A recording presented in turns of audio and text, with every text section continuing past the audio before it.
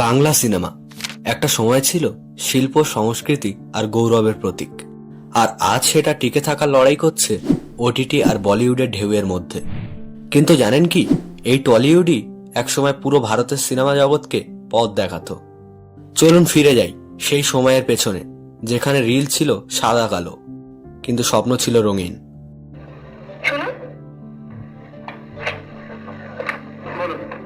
দারোয়ানটা করে কি?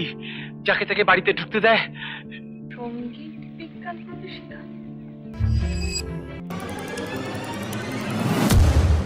1917 সালের বিল্বমঙ্গল প্রথম বাংলা চলচ্চিত্র। তখন কলকাতা ছিল সিনেমার রাজধানী। নতুন থিয়েটার স্টুডিও তৈরি হলো, আর সেখানে কাজ করতেন হিমাংশু রায়, দেবিকা রানী, প্রমথেশ বড়ুয়া। তারা শুধু সিনেমা বানাননি, তারা বানিয়েছিলেন বাংলা চলচ্চিত্রের ভাষা। মুক্তি, চরিত্রহীন, বিদ্যাপতি এই ছবিগুলোই পরে হিন্দি সিনেমাকেও প্রভাবিত করেছিল। এর পরে চলে যাই বাংলা সিনেমার স্বর্ণযুগ 1950 থেকে 1975 সাল। এটাই ছিল বাংলা সিনেমার সোনালী সময়, যেখানে সিনেমা ছিল কেবল বিনোদন নয়, একটি শিল্প। এই সময়ে জন্ম নিলেন তিন মহারথী: সত্যজিৎ রায়, ঋত্বিক ঘটক, মৃণাল সেন। পথের পাঁচালী যখন কান ফিল্ম ফেস্টিভ্যালে বাজলো, গোটা বিশ্ব জানলো ইন্ডিয়া সিনেমা মানে শুধু বলিউড নয়, ইন্ডিয়া সিনেমা মানে বাংলা। এই সময় উত্তম কুমার আর সুচিত্রা সেনের জুটি বাংলা সিনেমাকে আরো জনপ্রিয় করে তোলেন। হারানো সুর, চাওয়া পাওয়া, সপ্তপদী, প্রেম সঙ্গীত, সংস্কৃতি সব মিলে গড়ে উঠল কিংবদন্তি যুগ। এর পরে চলে যাই বাংলা সিনেমার বাণিজ্যিক উত্থান ও নতুন প্রজন্ম 1980 থেকে 2000 সাল। 70-এর শেষে বাংলা সিনেমা একটি মোড় নিল।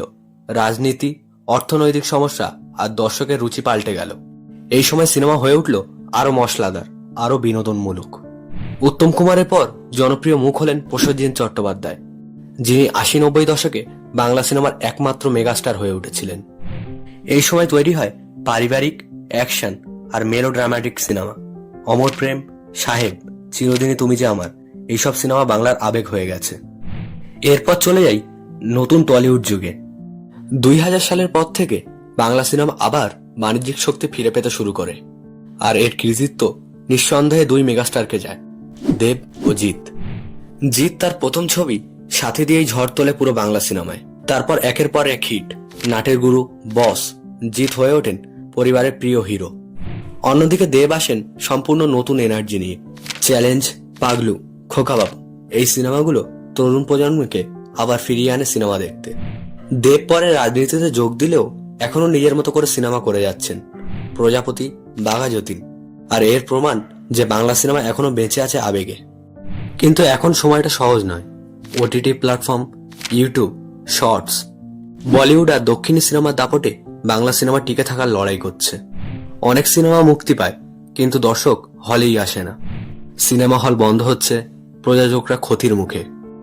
এই সময় দাঁড়িয়ে সৃজিত মুখার্জির 22শে শ্রাবণের মতো সিনেমা আজও প্রমাণ করে চলেছে, যদি গল্পে শক্তি থাকে, দর্শক আজও বাংলা সিনেমাকে ভালোবাসে। আজ নতুন প্রজন্মের হাতে ক্যামেরা আছে, গল্প বলার সাহস আছে। ইনস্টাগ্রাম, ইউটিউব, শর্ট ফিল্ম এগুলোই যেন ভবিষ্যৎ টলিউডের ভিত্তি।